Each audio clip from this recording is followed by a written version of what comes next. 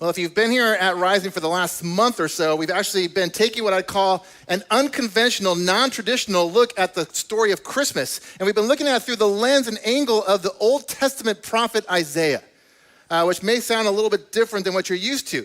Isaiah was actually written 700 years before Jesus' birth, and yet somehow, kind of mysteriously, almost miraculously, it seems like he's referring to Jesus' birth and Jesus' death and Jesus' greater purpose in coming, even though, again, he's writing 7 centuries before Jesus. In fact, many of the words and phrases and song lyrics and symbols that we associate with Christmas, they actually don't originate in Matthew and Luke's Gospels in the New Testament as they write about Jesus' birth. They actually originate in Isaiah. Isaiah, 700 years earlier, including this one, which I'm sure you've heard before, Isaiah chapter 7, verse 14.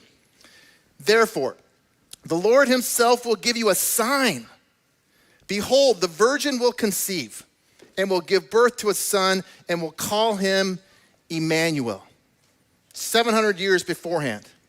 In fact, Matthew, in his gospel account of Jesus' birth and his life, he quotes this passage from Isaiah chapter 7 in Matthew 1, chapter 22. And he says this, all that I've just described to you about the birth of Jesus, it took place to fulfill what the Lord had said through the prophet, through Isaiah. The virgin will conceive and give birth to a son, and they will call him Emmanuel, which means God with us. And when Matthew does this, he's basically raising the alarm saying, it's happened. It's been fulfilled. Jesus is the fulfillment of this prophecy that was given to us, the Jewish people, 700 years ago. It's happened. About how the special child has come. He's been born miraculously, divinely by a virgin. And they're going to call him, refer to him by this name Emmanuel, which is the combination of the Hebrew words im, which means with, and el, which means God. So it's God with us. Or perhaps it's us with God. Now today's Christmas Eve. And anybody here know what's happening exactly 1 week from today? Next Sunday is not Christmas Eve, it's what? New Year's Eve. It's December 31st, right? 2023. Anybody looked at the numbers here on what that means? It means it's going to be 12, 31, 23, which you haven't noticed is 1, 2, 3, 1, 2, 3. Right? It's happening. And so I want to ask you this question, you be honest with me, is in the past year, during all of 2023, how many of you, raise your hands, have read a book? Just a book. If you haven't read a book yet, you've got 7 days to get it done before 1, 2, 3, 1, 2, 3. So you can say, I read a book in 2023, right? Anybody here ever gotten to the middle of a book? Or the middle of a story that you've been reading or watching, whether it's a miniseries on TV or a movie that you've been to, and you've gotten to the middle of the story, and you've gotten a little frazzled. You've gotten a little stressed out. You've gotten a little worried, a little anxious. Like, what's going to happen? What's going to happen in the story? How is this going to be resolved? Anybody done that? Maybe if you're a kid, or maybe you remember reading the book, The Lion, the Witch, and the Wardrobe. Anybody remember reading that one? And you're in the middle of the story, right? And you're like, is the Ice Queen going to be victorious? Is the Ice Queen going to win? Is Narnia going to stay frozen forever? What's going to happen to Lucy and Tumnus and the rest? What's going to happen to these people? Right? My son, Capo, this year, my youngest son, for school, they had to read The Hunger Games. That was the assignment, 8th grade, right? So in the middle of the story, you're like, what's going to happen? What's going to happen to Katniss? And what's going to happen to Peeta? And what's going to happen during the Hunger Games? And are they going to survive? Are they going to live? Are they going to be victorious? Because I don't know what's going to happen. Or maybe for our younger students or younger kids, and I'm sure everybody's read this book at some point in their life. Anybody read Green Eggs and Ham? I mean, what's going to happen here in the middle of the story? What's going to happen to Sam I Am? Like, is he going to eat the green eggs and ham? Is he going to do it or is he not? Is he going to do it in a house with a mouse? Is he going to do it, in a box with a fox? Is he going to do it in a car, on a train? Like, is he going to eat? I don't know. And so it kind of stresses you out, right? You see, in every book, every story, every movie, every TV show that's a series or whatever, there's conflict. There's tension. There's struggle. There's some kind of problem, some kind of issue that needs to be resolved. And in the middle of the story, we don't know how it's going to be resolved. And so it's stressful and we're full of anxiety and we're worried, right? And I don't know. But do you know who does know? God, there you go. The author. The author knows how this story is going to end, don't they? C.S. Lewis. I think he has a clue on where this whole thing with Narnia is going. Suzanne Collins, I'm sure she pretty much had a good idea where she was going with this whole Hunger Games as she was writing it. Dr. Seuss, I'm pretty sure he knew that Sam I Am was going to eat the green eggs and ham and like it in the end, right? He knew that ahead of time. But we, as the readers, we didn't. In fact, in Hebrews 12, it kind of refers to God in this kind of cryptic way or interesting way. And it says this, it says, and let us run with perseverance the race marked out for us, fixing our eyes on Jesus, the pioneer and perfecter of faith. See, the author of Hebrews is making kind of putting pieces together. And he's saying, hey, he's not like, Forrest Gump saying, hey, life is like a box of chocolates, right? You never know what you're going to get, right? He doesn't say that, but he says, you know what life is like? He says it's like a race. And you're running this race. And he says, run this race with perseverance. Keep going. Don't give up. Anybody ever been in a race? It's like, don't stop. Keep going. I remember one time I was doing a race. It wasn't really a race. It was a jogathon. I remember jogathons. And I was raising money to go to Utah with Young Life to go skiing after Christmas. And so every time I was running, I was like persevering. Keep going. Every single lap is another $1. And I got to make it all the way to the number I need to get to in order to get to Utah. And so I was just having this vision of Utah and skiing. And that's what helped me persevere. And in this case, it's saying, you know what? Life is like a race. And you got to have some vision of where you're going and what's ahead of you so that you will keep going and you won't lose steam and you won't quit. And so he says, here's the deal. You got to keep your eyes. What's going to keep you going is keep your eyes fixed on Jesus. He says this. He says he's the perfecter of our faith. In the Hebrew, this word, or in the Greek, this word literally, it means pioneer. It's translated pioneer often. But it's this combination of the word first and to lead. It's the first to lead. It's the first out of the gates. It's the one that's leading the way. It's the pioneer. It's the founder. It's the originator. It's the author.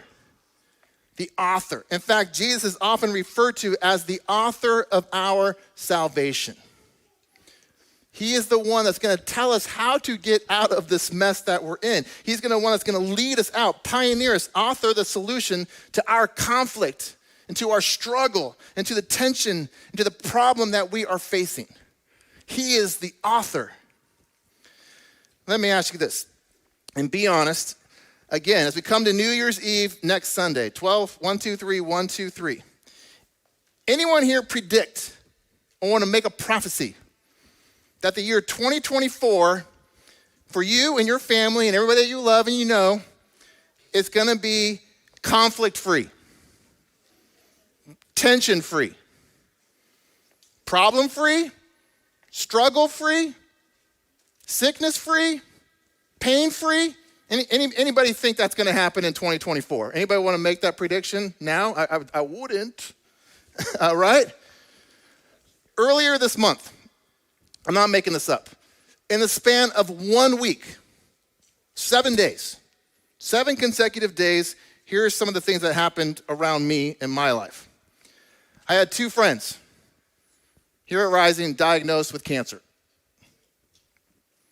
I had 2 friends here at Rising, 2 couples that had babies. It's awesome. 3 families in the span of 1 week that were remembering or commemorating the passing of a teenage son or daughter. I officiated a wedding. That was fantastic and fun and party and celebration. Found out a friend lost his job right here at the end of the year. I found out that my Uncle Alex, one of the only 2 remaining of my dad's family, passed away. A young couple here at Rising Church got engaged. And the mother of one of our college students passed away unexpectedly. All in 7 days. Is that a lot? Is that a roller coaster of emotions and things to deal with and handle? And let me ask you this. Does anybody think 2024 is going to be any different? Maybe change the names of the individuals. And to be honest with you, right now, sitting here at the edge of 123, 123, I don't know. Looking around the room and seeing friends and loved ones and people that I've been walking with for a long time, I don't know. Who's it going to be this year? What struggles and tragedies are going to happen this year? You see, the reality is all of us live in the middle of the story. And just like in every book, every story you've ever read or seen, in the middle of the story, there's what? There's conflict. There's struggle. There's tension. There's problems. There's moments when it seems dark and dreary and hopeless, where you're wondering, I don't know what's going to happen. How is this going to be resolved? And in Isaiah, again, Isaiah chapter 46, this is what God says. Listen to what God says. I make known the end from the beginning, from ancient times, what is still to come. I say, my purpose will stand, and I will do all that I please. What if we were to embrace and understand this idea that God has greater plans and purposes that we may not understand or see, that he is working out both in history, in the grand scheme of things, but also in our history, in our story, and what's going on around us? That like C.S. Lewis with Narnia, or Suzanne Collins with The Hunger Games, or like Dr. Seuss with Sam I Am, as the author, God knows how the story began. He knows the stuff in the middle and all the tension and the struggle, and he knows how this thing is going to end ahead of time. Ahead of time, from the very beginning. And this is why God can predict 700 years before it happens that, hey, I'm going to send the son, and he's going to be born of a virgin miraculously. And he is going to accomplish something great because I know where this thing is going. And I'm going to send him, and he's going to be called Emmanuel because he's going to represent and be this reminder and the sign that you don't forget that God is with us. That God has not forgotten us, that God has not abandoned us, he's not turned our backs on us. In fact, he has come to save us. In fact, the name Jesus, by the way, in case you didn't know this, you know what it means? It's Yeshua. It's actually where we get the name Joshua from. It means God saves. God saves. He is the author of our salvation. He is the pioneer, the first leader of our salvation, and his name is Jesus, and he has arrived, and that's what we celebrate at Christmas. And by the way, God also gives us a sneak peek of how this whole thing is going to end. The conclusion of the story, where all of this story is heading. History, your history, the history of the world. And it happens in Revelation, the last book of the Bible, which Revelation, by the way, it literally means revealing. It means unveiling what's going to happen. And if you've ever been curious or you've ever been confused about where the story is heading, what's going to happen in the end, where this is all heading, going, as we live in the middle of it, I would invite you to come back here on Sunday morning starting January 7th, because we're actually going to be starting a 10-week series through the book of Revelation. And trying to go, what is God revealing to us about the end of the story? But let me give you a glimpse, a sneak peek of where it's heading. Revelation chapter 21, verse 3, second to last chapter of the entire Bible. And he says this, and I heard a loud voice from the throne saying, look, God's dwelling place is now among the people, with the people, and he will dwell with them. They will be his people, and God himself will be with them, Emmanuel, with, and be their God. He will wipe away every tear from their eyes. There will be no more death, no more mourning, no more crying, no more pain, for the old order of things has passed away. He who was seated on the throne said, I am making everything new. Then he said, write this down, for these words are trustworthy and they are true. It will happen. He said to me, it is done. I am the Alpha and the Omega. I am the beginning and the end. And to the thirsty I will give water without cost from the spring of the water of life. Those who are victorious will inherit all of this, and I will be their God, and they will be my children. And I don't know about you, But does that sound like a place that you want to be? Does that sound like a good, happy ending to the story? In order for this end to be fulfilled, to be realized, where there is no more death, that's done. There is no more mourning. There's no reason for you to mourn anymore. Where there's no more crying and no more weeping. There's no more struggle. There's no more conflict. There's no more pain. There's no more tension. There's no more struggle. There's no more problems. Everything is at peace and everything is at rest. And that's why you could sleep in heavenly peace. Because we now dwell with God, Emmanuel, God with us, and now us with God. And the only way that could happen is if Jesus, the author of our salvation, the one leading the way out, could fix the problem of sin that we could not fix on our own. That's the only way. And so Jesus, at Christmas, we celebrate because he stepped into the mess. He stepped into our story. He stepped into world history. He stepped into your history. That's what we're celebrating. This sign, this reminder, this revelation that God has not forgotten us. Even though that's probably what we deserve. Because we've turned our backs on him, but God has not turned his back on us. Instead, he comes. He comes to us. The light of the world, the author of salvation, steps into our mess in order to save us and rescue us. Yeshua, Jesus saves. And so now, whatever conflict, whatever tension, whatever struggle, whatever problems that we may face right now, today, whatever we may face in 2024, whatever we may face in 2025 and beyond, fix your eyes on Jesus. Focus your attention on Jesus, the author of our salvation, who has made known the end from the beginning so that in the middle of the story that we don't lose hope because we don't know where it's headed and we don't know where it's going and I don't know what's going to happen in the end. I'm going to reveal the end so that you can have peace even in the midst of all the chaos because I am with you and I am making a way for you to be with me. And that's what Christmas is. Keep going. Don't quit. Persevere. Because on Christmas we celebrate the birth of Jesus. Born of a virgin, according to prophecy, Emmanuel, God with us. And so as we head home, as we prepare to celebrate Christmas, remember what it's about. Remember that deeper significance. God is with us. This child is born so that we could be with God. That whatever we're facing in this moment, in this temporary life, is not the end of the story. It's the conflict. It's the struggle. And every story you've ever read your entire life has it, including your life. But Jesus is the author of our salvation. And that's why we can have peace and rest in peace because of what he did on Christmas. Would you pray with me?